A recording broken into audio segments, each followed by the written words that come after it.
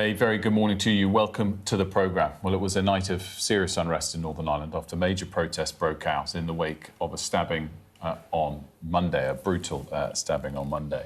We're going to take you straight to pictures from the scene that was facing police and residents in Belfast this morning. So here you can see a group of men seen throwing bins that had been set on fire at a bus.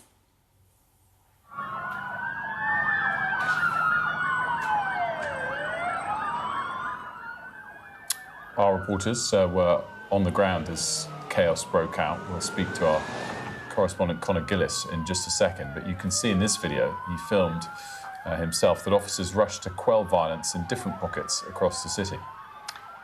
And look, for families living there, it turned into danger. A number of houses were set on fire. You can see the smoke there billowing from some of those properties. The protests stemmed from a brutal knife attack in the city on Monday. A 30-year-old Sudanese man has been charged with attempted murder and will appear in court later today. That does significantly limit what we can and can't say about the event, as the most important thing from now is that justice is served, and we don't want to affect that.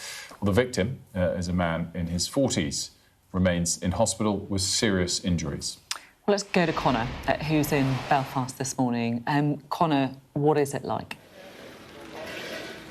Good morning, Sophie. Good morning, Wilf. Well, this is the aftermath. Let's have a look at it here, the morning after the night before. And I think it's fair to say that it resembles something like a war zone. Cars that were set on fire here last night, essentially at the epicentre of this violence, of this disorder. And it spilled across various communities here, pockets of disorder, as the PSNI were putting it. Let's have a look into some of the homes that have been destroyed at the centre of this as well. You can see the TV has literally melted off the wall as part of the blaze that has engulfed this building here. If we continue along here, we have to watch where we step. There's a massive shard of glass, for example, waiting to fall at any moment here.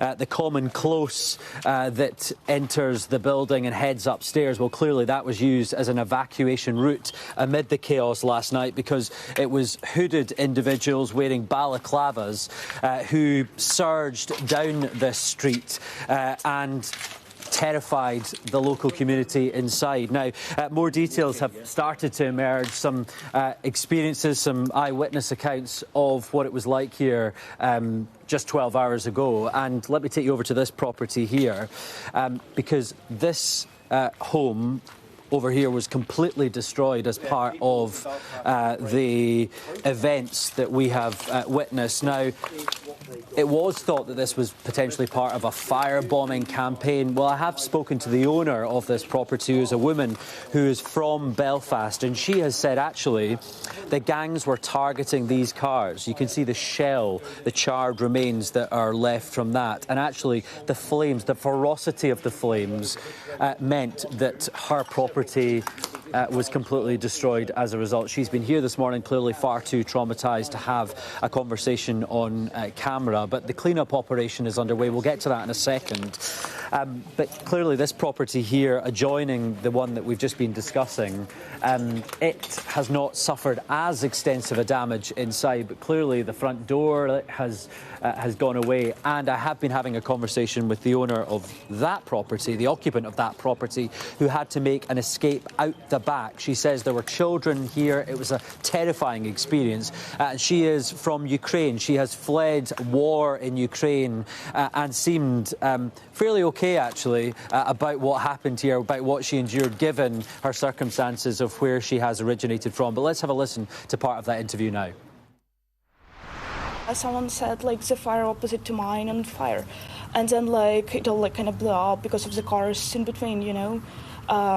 Yeah, and, like, my front door was on fire as well. I mean, the house inside isn't damaged. It's more like the front of the house. And were you in the house at the time? Yeah, I was in the house with my dog, and I had to, like, escape through, like, the back door.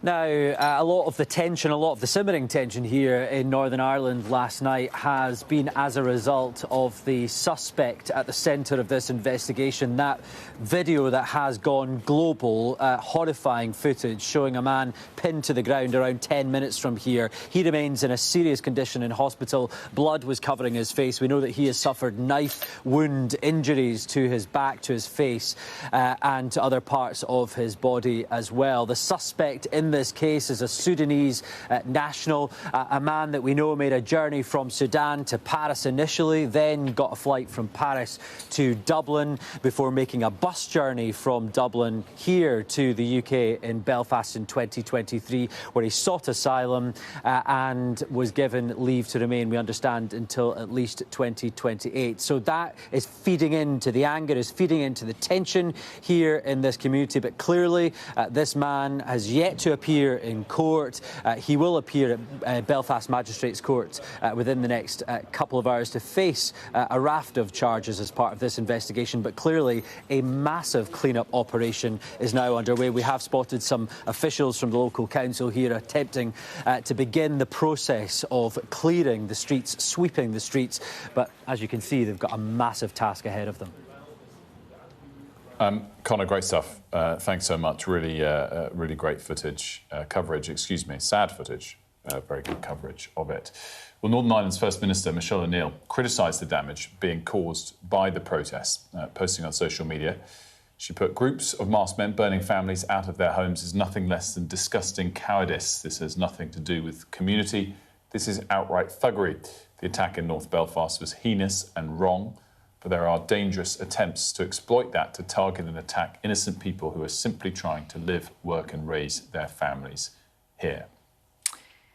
We just want to talk about this man who, Matthew Mackenzie, who raced towards the danger.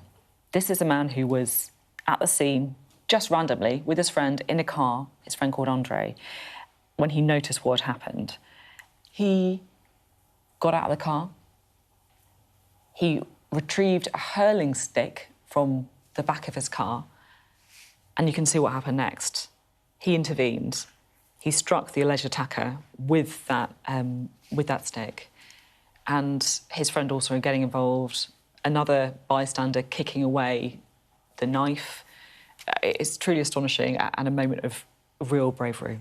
Real bravery and running to the scene of danger to help a fellow citizen. As the former police chief, deputy police chief of Northern Ireland was telling us earlier, it really deserves to be commended. Great little moment of positivity in all of this. Now, throughout the evening, politicians across the spectrum came out to condemn the attacks, including some here in Westminster. Let's bring in Alex, our political correspondent, who has a bit more on this. Alex, what have been the key Westminster political takes? Well, everybody is sort of condemning the uniquely awful nature of this attack, but also the violence that's followed.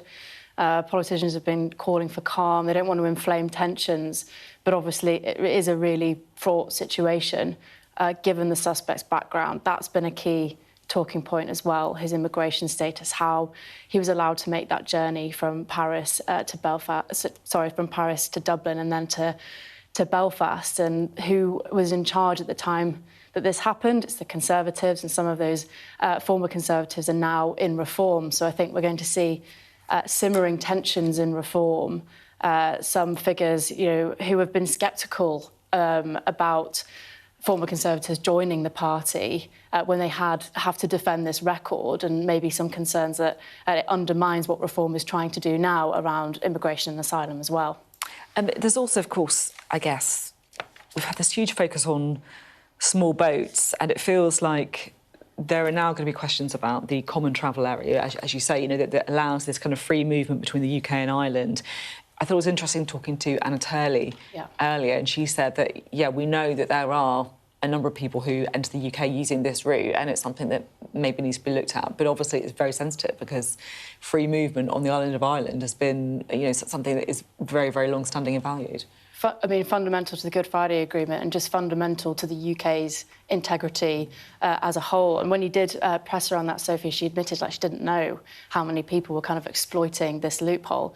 And I imagine there's some frustration in Northern Ireland as well, because we've heard some of their politicians saying, we know that this has been going on for a considerable amount of time. And obviously it's coming into the spotlight because of an awful case like this, but maybe they feel that they've been unheard until now. So I think, Anna Turley did say there were going to be ongoing conversations with the Home Secretary about this. So I think we can expect that to be a big talking point going forward as well. Alex, Christoph, thanks so much.